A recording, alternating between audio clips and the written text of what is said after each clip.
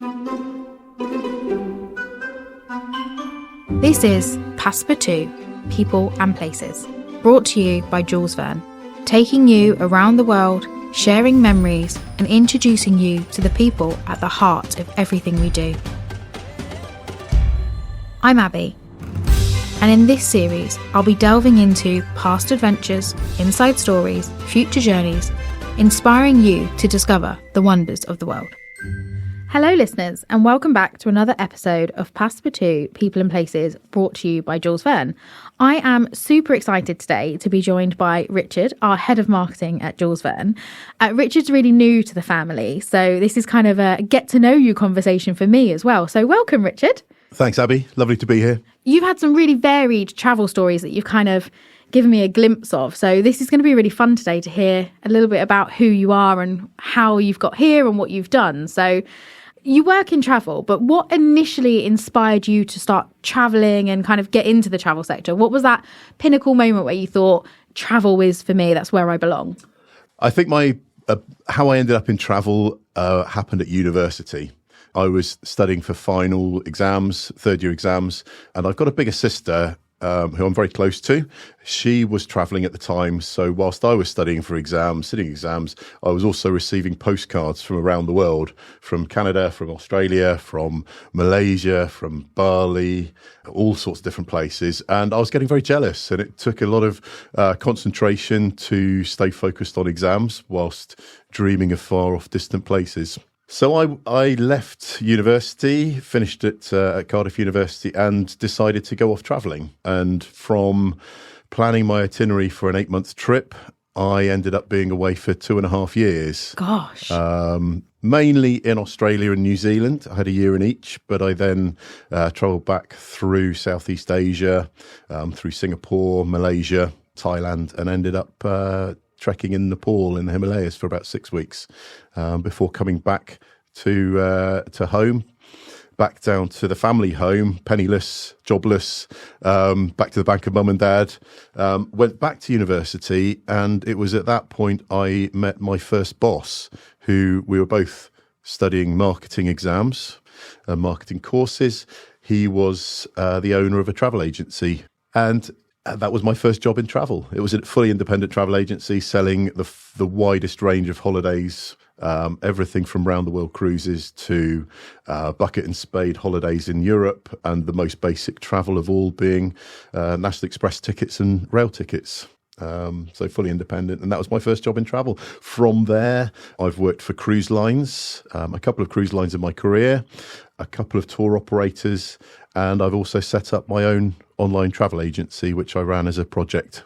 What was your first memory of travelling though? Was that it after university, or do you have like younger travels? I've got younger memories. I come from a naval family. My father was a doctor in the Navy, and my grandfather was a doctor in the Navy. He was an admiral. Wow. So he was chief medical officer in Malta. And I was actually born in Malta. My dad was posted over there, and it was at the time in, I hate to say it, early 70s when all the Brits were being kicked out of Malta.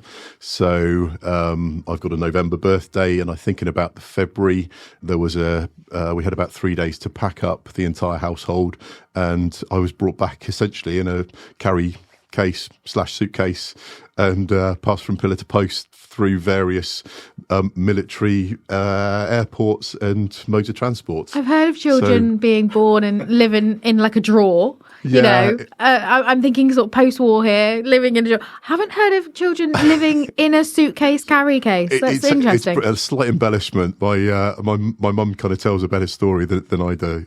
But it felt as though I was just part of the baggage coming home.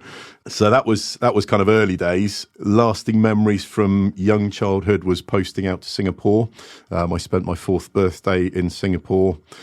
We had about 9 months over there as a fairly formative period at a very young age. Dad being medical, he came back and was posted to Plymouth as my hometown That's the connection there, at the Royal Naval Hospital in Plymouth, and had a very stable upbringing and childhood in Plymouth. He chose radiology as a specialism, and he always says he chose that because X-ray machines don't float on ships. So whenever somebody broke a leg in the Navy, the patient came to him rather than vice versa. Wow. So he was, I've done my travelling. I'm going to stick with my X-ray machine in Plymouth and people can travel to me. They can come to me. That's brilliant. So from travels with your father and your mother in the Navy, and then you've gone to university and sort of branched out on your own, and now you're getting these postcards through from your sister. The world is your oyster. So was it New Zealand that you headed to first? Was that always the plan?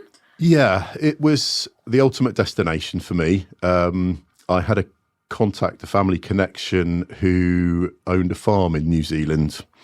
So I headed via Canada to see family members for a couple of weeks to New Zealand. You took the long way round. I took the long way round.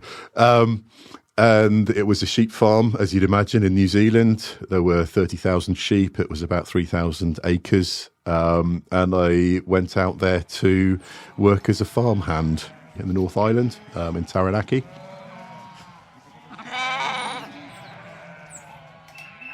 From there, travelled up to the centre of the North Island, to Lake Taupo, and absolutely fell in love with it. It was such a beautiful town, such clear waters across the lakes,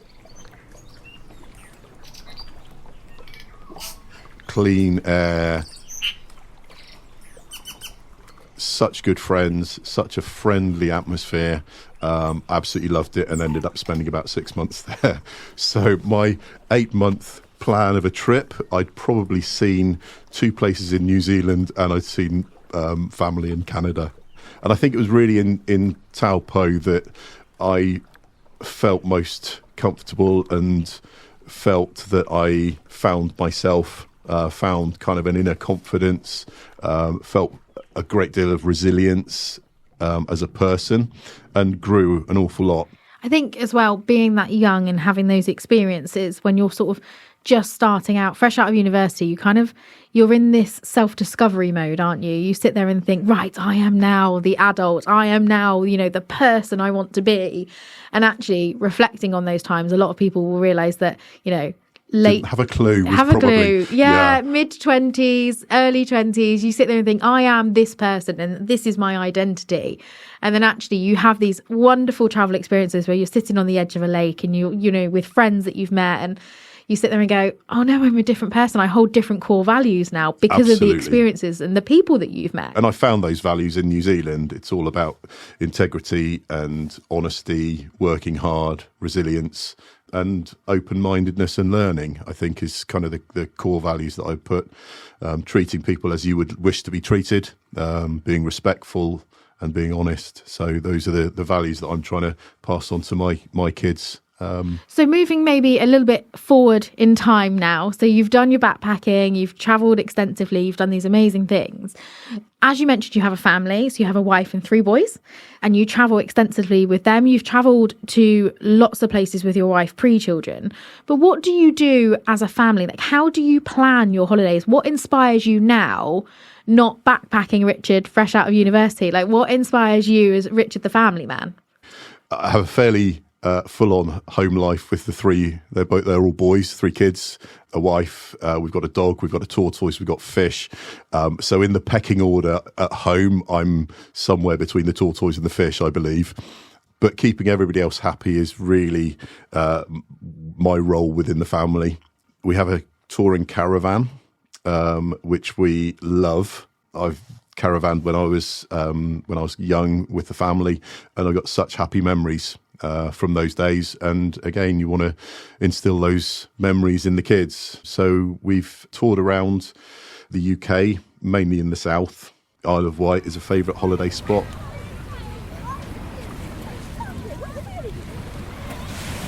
But those family holidays, it's simple, honest fun. It's taking them down to the beach. It's fish and chips on the beach. It's getting ice creams, and they just love it. They absolutely love it. Jack can spend hours in the sea. He goes blue I'm not sure whether that's good parenting or not, but he comes out with a big smile on his face anyway. It's an experience. It's a core memory. Absolutely. That's the thing, isn't it, with family holidays? You can be driving around in your caravan, seeing all the different corners of the UK, which has different landscapes, slightly different cultures.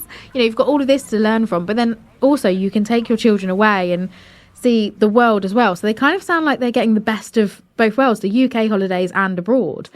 Yeah, and I talk a good game as well. So the travels that I've done through work are always slightly embellished. I used to work for a Norwegian company, so rather than going to Norway, I would go to the North Pole to work, for example. I'd say that to my kind of 8-year-old, and he'd be very wide-eyed as a result of it. So it's slight embellishment, but you don't let the truth get in the way of a good story, do you? And then now you're inspiring 3 boys to go out there and absorb the culture and the people and the places around the world. And that's what travel is. It makes you a storyteller, and you pass that information on, and stories will last in eternity as memories, won't they? They will. And I also think it's about being a global citizen. It's having a growth mindset, being open to learning, being respectful of other cultures, meeting new, interesting people that aren't in your hometown, that are completely different to you, that you would absolutely respect for the experiences that they would and the stories that they would tell. Talking about people you've met and those experiences, is there a particular person or an experience that you can think of that you go, yeah, that person stayed with me, or that person said something to me? Because I think when you think of travel and you think of all the people you've met, you meet lots of different people from different cultures, but there's always a few people that have sort of touched your heart a little bit and kind of left that imprint. Is there someone that sticks in your mind? I consider myself very lucky to have a small but very loyal group of friends that I met during my backpacking years after university. They were very similar to me in their values. They were very intense friendships. When you're on the other side of the world, nobody knows anybody, and you end up in a hostel, randomly put in a dorm with some people that happen to arrive on the same day as you. We absolutely gelled as a group, and they've been friends for life. Whenever we meet up, we're back to being 21 explorers without a care in the world. That's it. Those memories transport you back, don't they? And from 20 years ago. Yeah, they come absolutely flooding back. Lots of happy memories from those days. So it sounds like your friends and your family are very important to you, and those are the people that you travel with the most and you love to travel with. But in an ideal world, you can pick anyone here. I'm going to ask you, who would be your ideal travelling companion? I would say there's 2 that stand out head and shoulders above everybody else, and one's going to make my wife very jealous, because I'll say Sir David Attenborough. He's someone that's inspired her, and she's been at various functions with him. So I would love to go on a trip with Sir David Attenborough. The other one is Steve Backshall, who's a hero of my kids. He's an explorer, a naturalist, a TV presenter, more aimed at younger generations. So he does things like Deadly 60, where he'll go and find snakes and spiders and creepy crawlies and put himself in reasonably dangerous looking situations.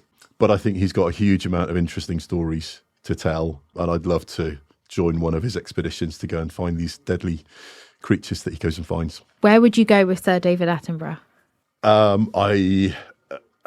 I would say Africa is probably the default, and I'm thinking fairly Central Africa. I've got vivid memories of him sitting with mountain gorillas. I've been lucky enough to go on safari in Tanzania and Kenya, and I would love for him to be a guide. I think that would just be absolutely fascinating. The stories that he could tell, both of the wildlife experiences that he's encountered, but also from a filming point of view. I think he's just had such an interesting life. All the work that he's doing at the moment about climate change and climate ambassadorship is so important and so vital. And he presents himself and the topic very accessibly and just very professionally, so everybody can understand it. Everybody just needs to listen to what he's saying. and leaders need to listen to what he's saying. And I'm getting terribly political now. I'm terribly sorry, but it's I would say I'd love that sort of experience with David Attenborough. Completely. It really sounds to me that all of your travel experiences have been centered around the people that have been there with you. And I think from our point of view as a group travel company, that's what it's all about, isn't it? It's about the people you're traveling with that make those experiences. We've heard on the podcast before where things haven't gone right, like we've had a bus broken down and it's actually been the best day of their holiday because they've sat in a local cafe and got to know each other. And it sounds like it's the same for you. Those people are your real connection. So you and your wife have travelled a lot, right? We have. My wife is a conservation biologist by profession. She works for an organisation called Durrell Wildlife Conservation Trust, based out of Jersey Zoo, and their mission is to save species from extinction. And our highlight of our time together was her landing a job to manage a project in the Caribbean. I was merrily driving a marketing team in Yorkshire, scratched my head about how we're going to make this work. So I left my job and set up an online travel agency and went to join her. So we had approximately 3.5, 4 years living and working in Montserrat. That's not a bad life, is it, Richard? In the Caribbean. And Montserrat, just for everybody, it's not the most common, most well-known place. It's a British overseas territory. It's 10 miles by 6. It's got a population of about 4,000 people or so. It's got some really interesting heritage, recent heritage. It's a live volcano that blew its top in the late 90s and buried its capital in 18 feet of volcanic ash. So 2/3 of the population were evacuated as the volcano was blowing its top, and lahars and pyroclastic flows were decimating the capital city. It's a beautiful island. It's a real throwback to how the Caribbean used to be. There's lots of stories about pop stars using Montserrat as a base. Air Studios, which was owned by George Martin, famous with its connections with the Beatles, for example, has got his studios in Montserrat. And there's people like David Bowie and Sting and all the old rock stars. Rod Stewart, for example, just used to go over there and hang out in the rum shacks of Montserrat and no record at Air shoes, no Studios. news, Unbelievable.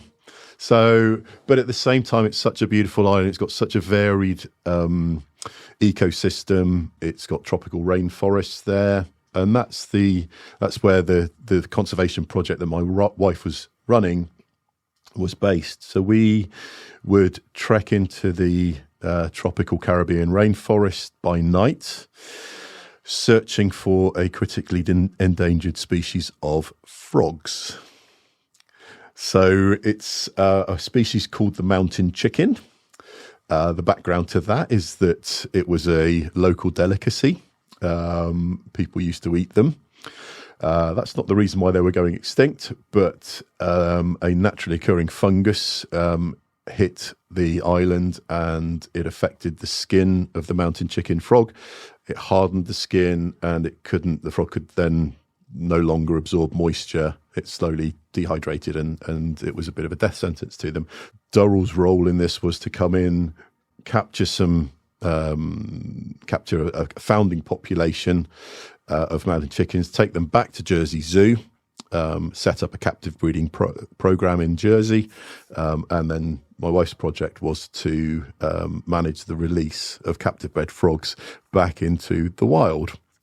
We used to go out on a nightly basis to search for the frogs that we'd released and to check on their health. Because it was, at the same time as being a very important project, saving the species from extinction, it was a very ethically controversial project because you were also releasing healthy animals into a known hostile environment. We knew that the life stage was not long for these animals, but we were trying to learn as much as we could about the transmission of the fungus throughout the populations. And what is the terrain like? You're saying in the nighttime you're trekking into this sort of forest and you're looking for these frogs. I mean, that blows my mind anyway. But also, like, what does that look like? As you said, it's a really lesser known island. So what can you see? What can you hear? Like, what is going on? Take me there. So the sounds of the forest by night are dominated by tree frogs.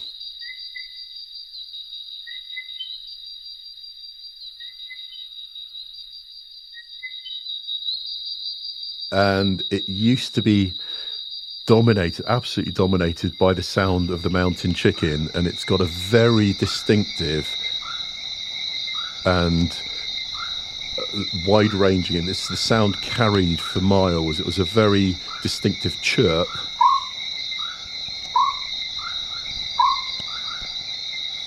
My wife can do a brilliant impression. Me less so, but it was like a phone ringing almost type of a sound.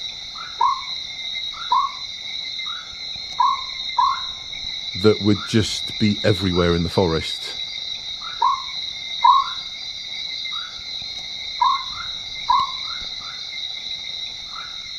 And it was such a iconic sound for Montserratians. The frog itself is only native to Montserrat and Dominica, nowhere else in the Caribbean.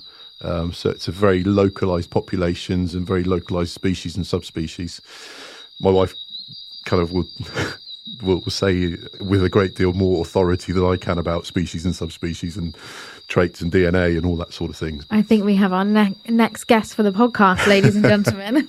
But the sounds of the forest, it's in the distance you can hear the volcano rumbling. It's a live volcano.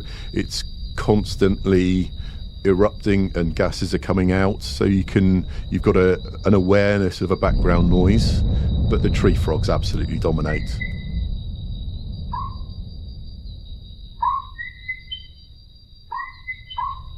There's no light pollution at all. The only thing you've got is your head torch, and you're walking through. You mentioned about terrain. It's a very mountainous terrain. These frogs live in what are known as guts, which are kind of ravines with rivers at the bottom for their moisture. So it's quite a health and safety risk to be doing this. But we were, incredibly lucky to have some fantastic local forestry staff that were our guides. You could place them anywhere in the forest and they would know instinctively exactly where they were, from which tree they were stood next to, which river flowed in which direction from the place that they were with, and they could navigate all the way back. It was just absolutely fantastic. They just got an absolute fantastic sense of direction.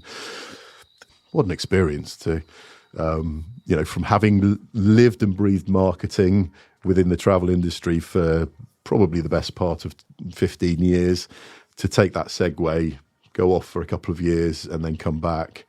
It's a fantastic story that we had, and such happy memories.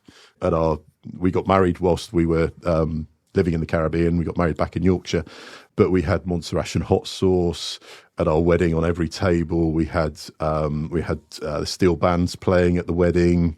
There was a real Caribbean feel to our wedding. So it was it created such a strong bond between the two of us that it's just unique to us, and that's our story. It sounds like the island and the people and the nature and the animals have just left that lasting imprint on both of your hearts, really. And absolutely. And it sounds like it potentially has changed you both as people moving forward. I think so. It's a great leveler, because I used to obsess about making sure brochures were printed on time without any spelling mistakes in it. My wife saved species from extinction. So whenever I came home and belly ached about an advert having, a spelling mistake in it, or a website having a missing functionality in it, she would just say, "Just hang on a second, Rich. It's, let's put it some perspective here." Yeah. Like I say, it's a great leveler. But that's travel again, though, isn't it? It's those experiences and those people.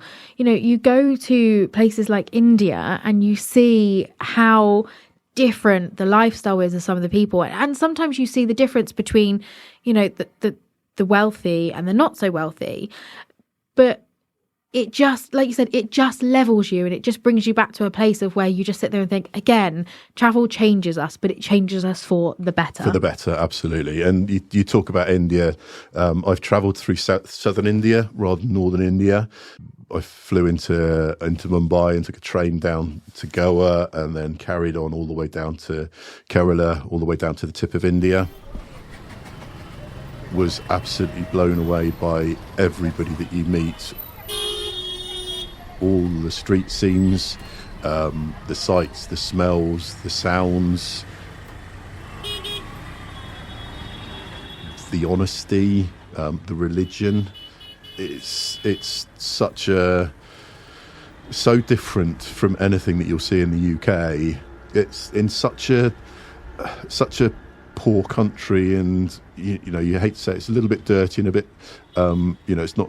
There's quite a lot of rubbish on the streets, but then you see the beauty of the saris, the yellows and oranges and greens and reds, and they're absolutely beautifully washed, beautifully presented. It's absolutely amazing. There's a real pride that I took away from my time in India. I think I've said it before, with India, it's an assault on the senses, but in the best possible way. Previous guests on the podcast, like Vineet, for example, speaks with such passion about his home country. And I think India is just one of the places, again, that can just change a person. I know it changed my view on travelling alone. And like you said, going to the south, doing that train journey, and sometimes that slow, immersive travel, especially in India, where you are looking at life like a local. And it's just so different, isn't it? Kind of traveling around in that way. Would you say for you that was one of the highlights of your trip, traveling down to the south on the train? Absolutely so. I've got vivid memories of that journey. The most vivid was the tea sellers in the stations and on the train, and just walking up and down all day trying to sell tea to people. And his call out was, "Chai, chai, chai, chai, chai, chai, chai." That ran through the whole carriage. You could, and we come back, he'd go up the train, and then he'd come back down the train, and then he'd go up in the train, and it would just be constantly, "Chai, chai, chai, chai, chai, chai, chai, you want chai, you want chai, who wants chai?" And it's such a local experience that I had. It was so much fun.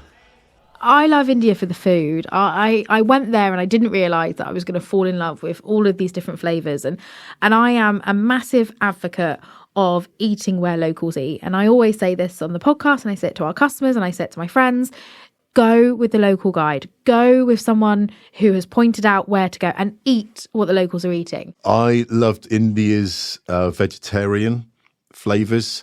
I love the fieriness of Goan curry, and then the aromatic spices of Kerala. From a vegetarian's point of view, nowhere better. I'm not vegetarian, but I do enjoy vegetarian food. Moving around the world, I would pick out South Africa as the best place for a barbecue. Yes. Australia's going to hate me, but I would... Controversial, have to agree. But if you pair that with some of the wines from Stellenbosch and Franschhoek and places like that, nothing better. A braai on the beach. Oh, yeah, love it. And then I've got to mention Montserrat, returning to the Caribbean. There's a stand called Nadine's, and I spent 3 years every Friday religiously at 5 o'clock at Nadine's waiting for her jerk chicken to be ready. And it was just the most amazing flavours. I couldn't agree more about eating where locals eat. I took my honeymoon in Rome. We were living in the Caribbean, so why would we go to a Caribbean island and have a beach holiday? So we chose a city break and we went to Rome, and the flavours of Rome were fantastic. We had bruschetta and pizzas in Piazza Navona, and paid an absolute fortune for tomatoes on toast.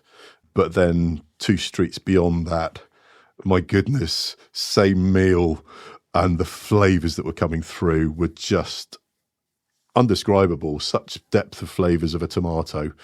Italy, especially going from the Caribbean and doing your honeymoon in Rome, it's such a contrast, but probably in the best possible way. You've gone from queuing on a Friday night by this sort of like beach shack stand, waiting for your jerk chicken, to eating the best home cooked pasta in Rome. And like you said, it's just taking that little right turn, left turn, going down that back street and sitting there and not having a menu that you understand and just pointing and hoping for the best and being open to trying new things and new experiences. Pointing and guessing on menus. I would say also, I mean, you can sort of work out the Italian menus and there's familiarity there with the pastas and the pizzas, etc.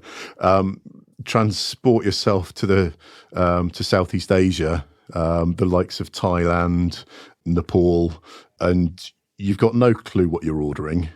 So trying to kind of guess what goes with the noodles, what goes with the rice, it's just, but then you just go, well, yeah, I'm going to try it. What's the worst that can happen? You're going to find something that you absolutely love. You're going to find something that you don't like equally. And you try and remember what it sort of looked like. Completely. And then you try and recreate it at home and it's never going to be the same. Absolutely. There's nothing better, I think, especially in Asia, there's nothing better than a street food market. Oh, unbelievably so. Unbelievably so. The other place I'd say for street food would be North Africa. So when you're talking about the bazaars of Marrakesh and Casablanca,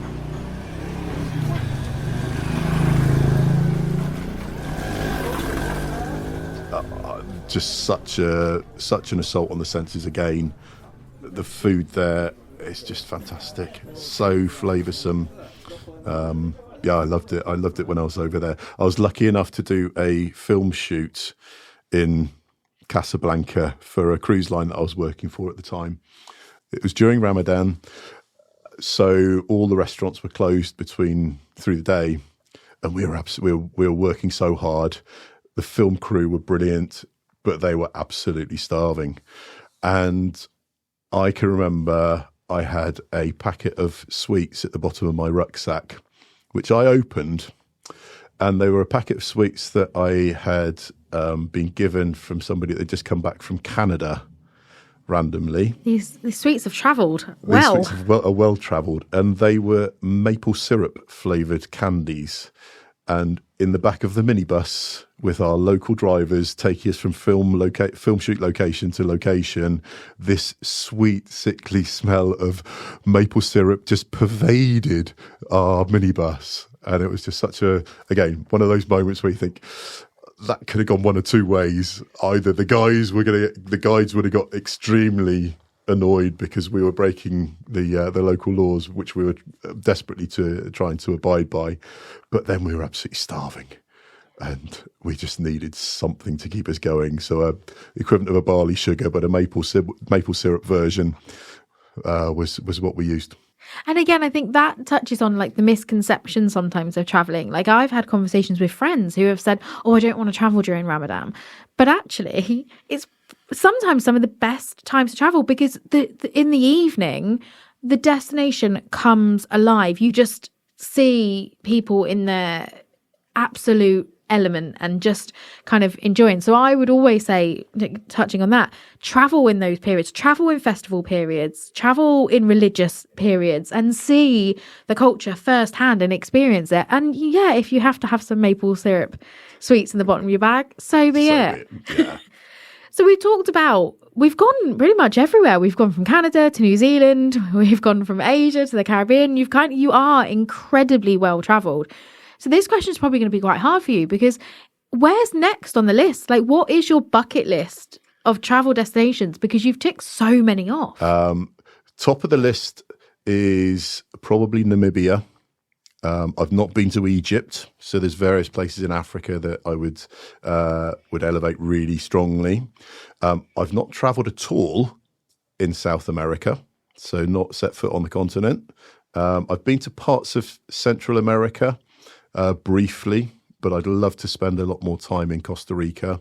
The rainforests of Costa Rica, the sights, the sounds, the wildlife, they really appeal.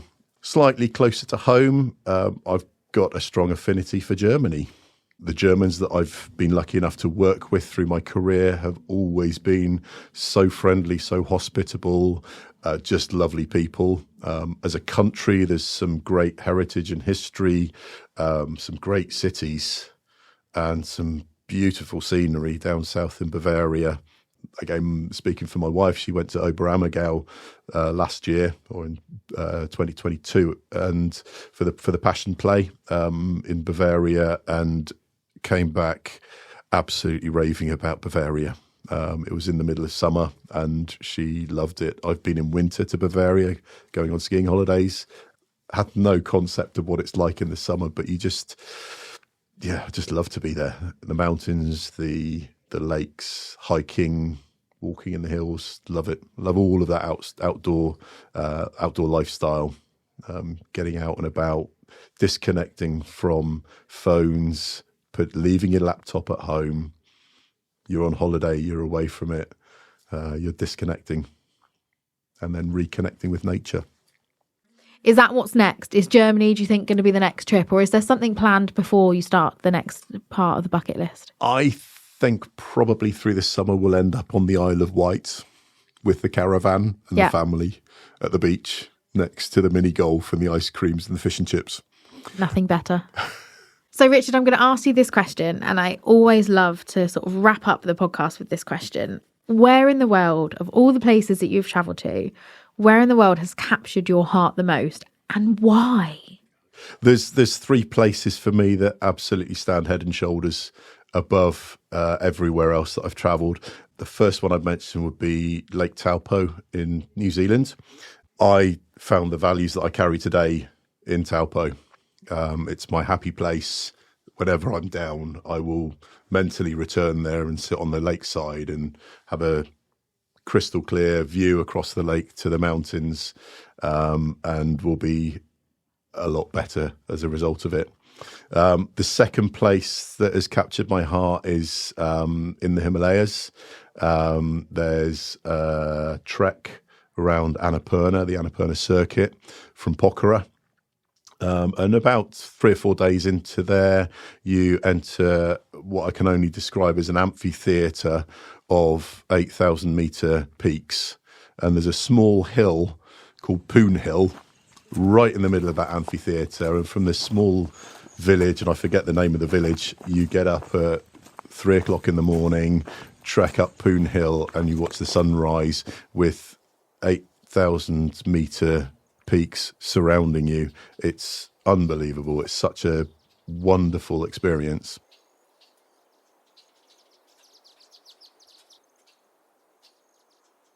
And the third place that I'll say is the Isle of Wight, for very different reasons, and that's all about family time. Yeah. Richard, thank you so much for joining me on the podcast, and ultimately as well, welcome to the Jules Verne family. We are really excited to have you, and I hope the listeners agree. You've got some amazing travel stories and some amazing experiences, and I'm sure we're going to see that in the years to come of all the different tours and projects that we have going on at Jules Verne. So thank you again for joining. Thank you, Abby. We hope you've enjoyed the latest episode of Passepartout, People and Places. Look out for our next episode, where we'll be talking to more guests about the people and places that have inspired them the most. We'd love to hear your feedback, so please do get in touch. Thanks for listening.